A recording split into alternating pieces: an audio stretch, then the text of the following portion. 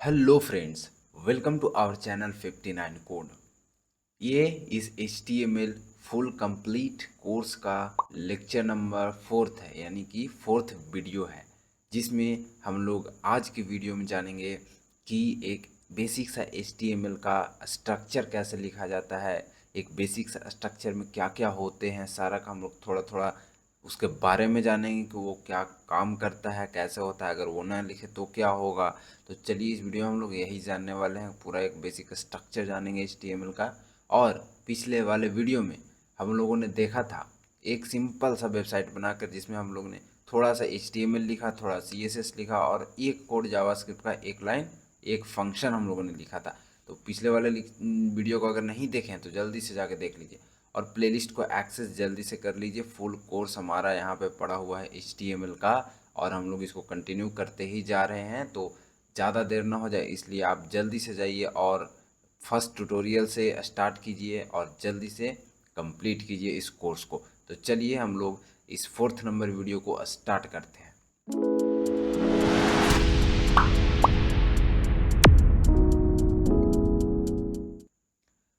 तो ये हमारा 4th नंबर वीडियो का फोल्डर बन चुका है। इसमें हम लोग यहाँ पे ओपन विथ कोड कर लेते हैं। ये वाला सेटिंग जब हम लोगों ने VS कोड फर्स्ट वाले वीडियो में इंस्टॉल किया था, तो वहीं पे चेकबॉक्स सारा हमने आपको चेक कराया था। अगर आपने थोड़ा भी अगर मिस्टेक किया होगा वो इंस्टॉलिंग प्रोसेस में, तो ये ऑप्शन नहीं आ सकता है आपका। तो चलिए यहाँ पे ओपन विथ कोड कर लेते हैं। अब यहाँ पे क्या करना है, तो सबसे पहले हम लोग HTML का स्ट्रक्चर लिखते हैं। तो HTML का स्ट्रक्चर लिखने के लिए सबसे पहले होता है हमारा HTML टैग, ठीक है। स्टार्टिंग होता है HTML से, जिससे कि पता चल जाता है ब्राउज़र को ये फाइल जो है वो HTML का है, ये कोड जो है वो HTML का है, ठीक है। अब इसके बाद हम लोग क्या करते हैं, तो इसके बाद हम लोगों ने यहाँ पे हेड लगाना है, ठीक है। ये हेड टैग का हम लोग यूज़ करेंगे। और ये टैग क्या होता है, ठीक है। तो टैग एक प्री डिफाइंड कीवर्ड्स है, प्री डिफाइंड वर्ड्स है, जिसका कि कुछ कुछ मीनिंग्स होता है, ठीक है। और ये दोनों एंगुलर ब्रैकेट के बीच में आता है, ये एकदम से याद रखना है। और दो टाइप्स के टैग होते हैं HTML में।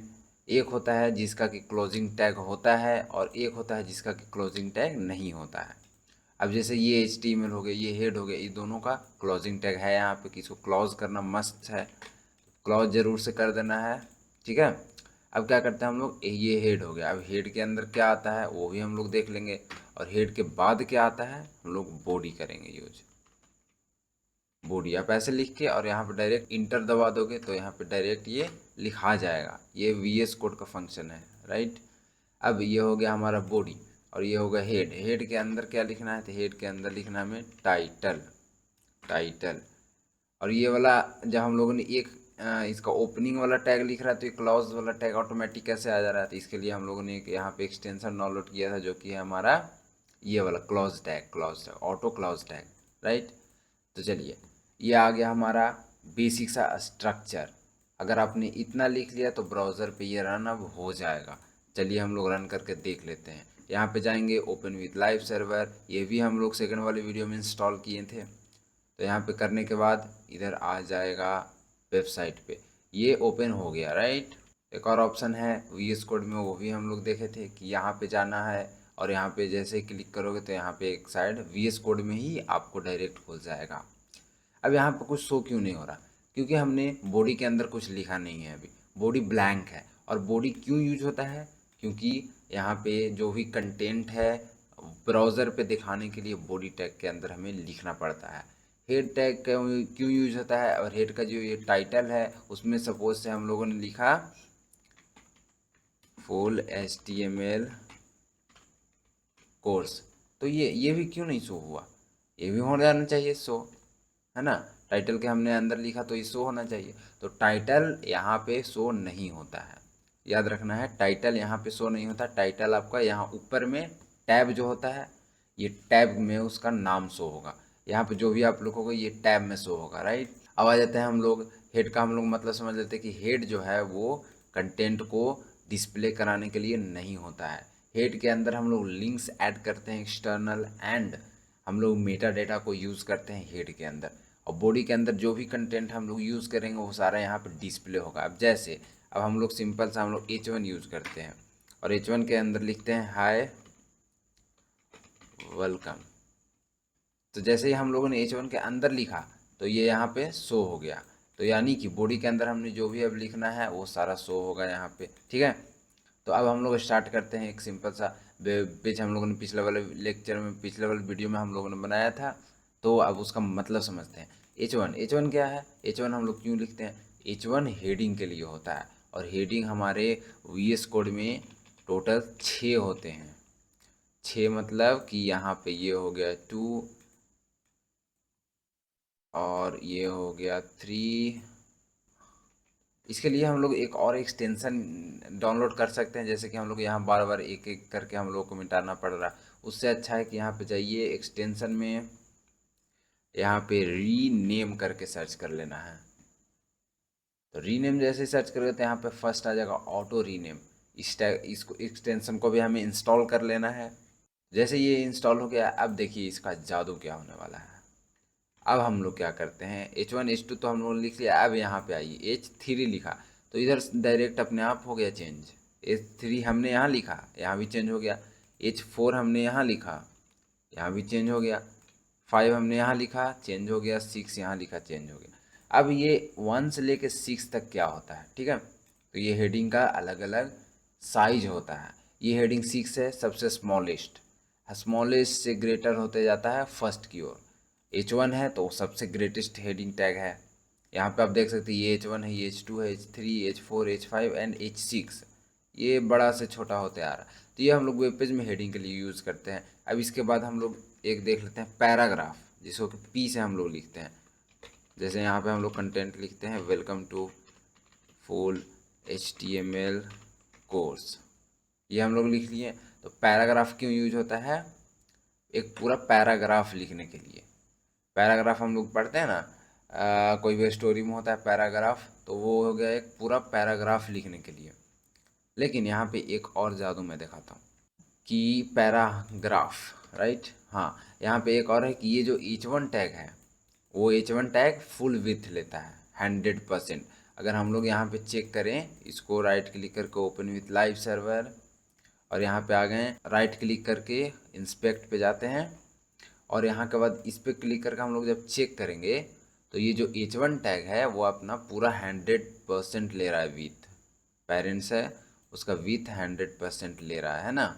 ये PV है वो भी 100% ले रहा है। और भाई बहुत सारे टैग ऐसे भी हैं जो 100% नहीं, वो सिर्फ जितना ज़रूरत है उतना ही लेता है। तो भी हम लोग आगे देखेंगे। ये हो गया P यानी पैराग्राफ टैग। और पैराग्राफ का एक और अल्टरनेटिव होता है, वो भी हम लोग देख लेते हैं। उसका नाम है PRE। अब प्री में क्या होता है? Pre it means pre defined.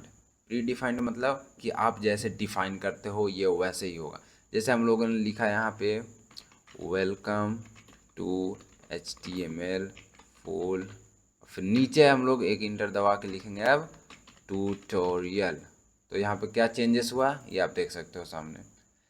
और यहाँ पे क्या हुआ कि इसमें अगर हम लोग इंटर दबाते हैं तो कोई फ़र्क नहीं पड़ता, ये एक ही लाइन में। यानी कि इसका मतलब हुआ कि ये जो P टैग है वो स्पेसेस को काउंट नहीं करता है। और ये जो प्री डिफाइंड प्री टैग है, प्री एलिमेंट, ये क्या करता है? ये हमारे सारे जितने भी स्पेसेस हैं उनको भी काउंट करता है। जितना भी स्पेसेस आप दे दीजिए सारे को ये काउंट करेगा, है ना। लेकिन इसमें कुछ कितना भी आप स्पेसेस दे दीजिए इसको निगलेक्ट कर देता है ये P टैग। तो चलिए हम लोग प्री देख लिए, P देख लिए। और कुछ टैग्स होते हैं जैसे कि बोल्ड, किसी भी टेक्स्ट को हमें बोल्ड करना है, लाइक हम लोग HTML लिखें ये बोल्ड हो गया, है ना। और जैसे ये इसको इसको हम लोग ये बोल्ड करते हैं।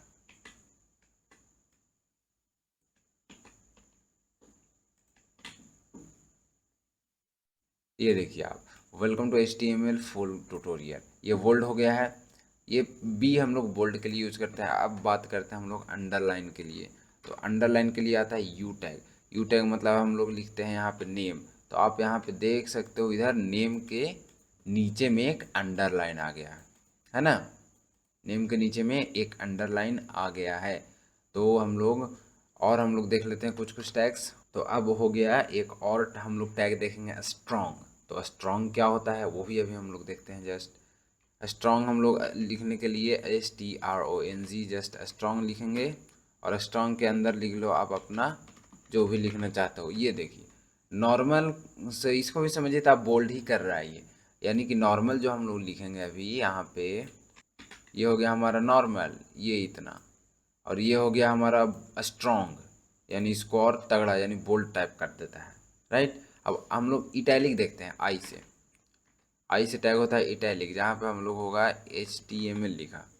ये देखिए आप इटैलिक है, इटैलिक कर दे रहा है। एक चीज़ और आप लोग नोटिस कर रहे होंगे कि यहाँ पे जब हम लोगों ने इसके बाद H6 के बाद कोई टैग लिखा या P के बाद कोई टैग लिखा तो वो सीधे नेक्स्ट लाइन में आ रहा है, अगले लाइन में। लेकिन ये जो B टैग हो गया, U टैग हो गया, अंडरलाइन, बोल्ड, स्ट्रॉन्ग, ये सब एक ही लाइन में आते जा रहा है। यानी कि अगर इसको हम लोग चेक करें,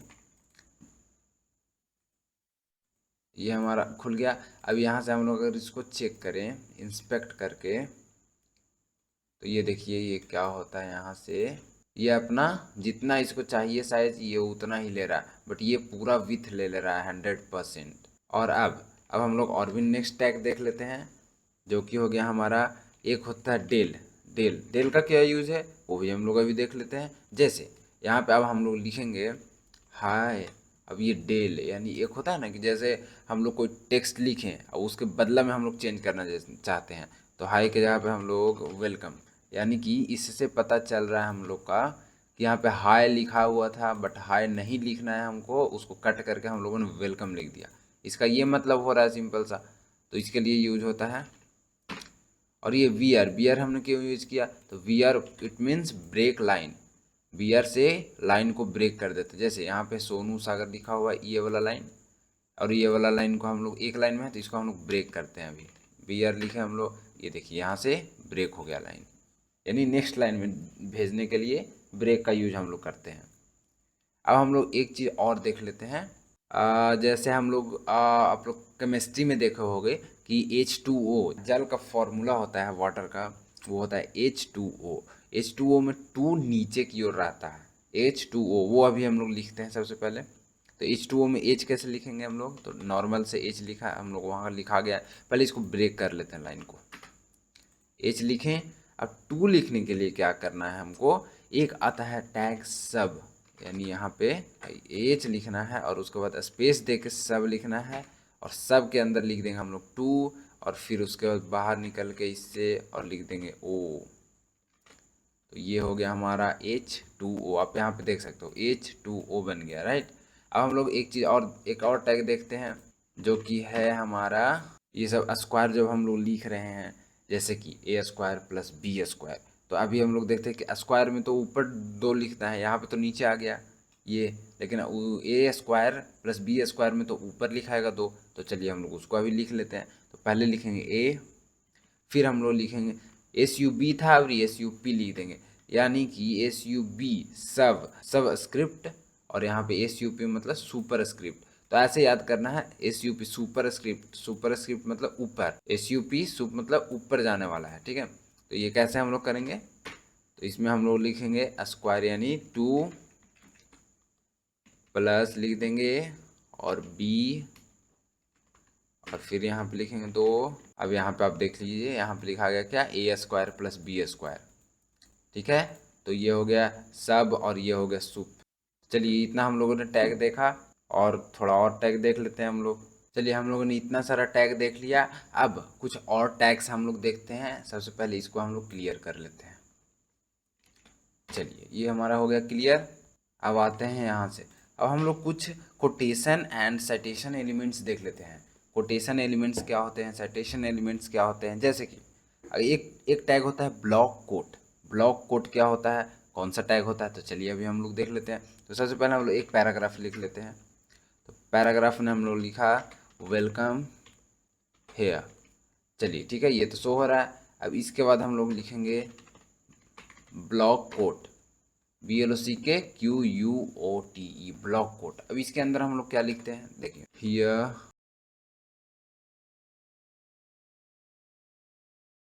यहाँ पे वेलकम हियर, और फिर हियर यहाँ से लिखा रहा है, इतना स्पेस यहाँ गायब हो गया।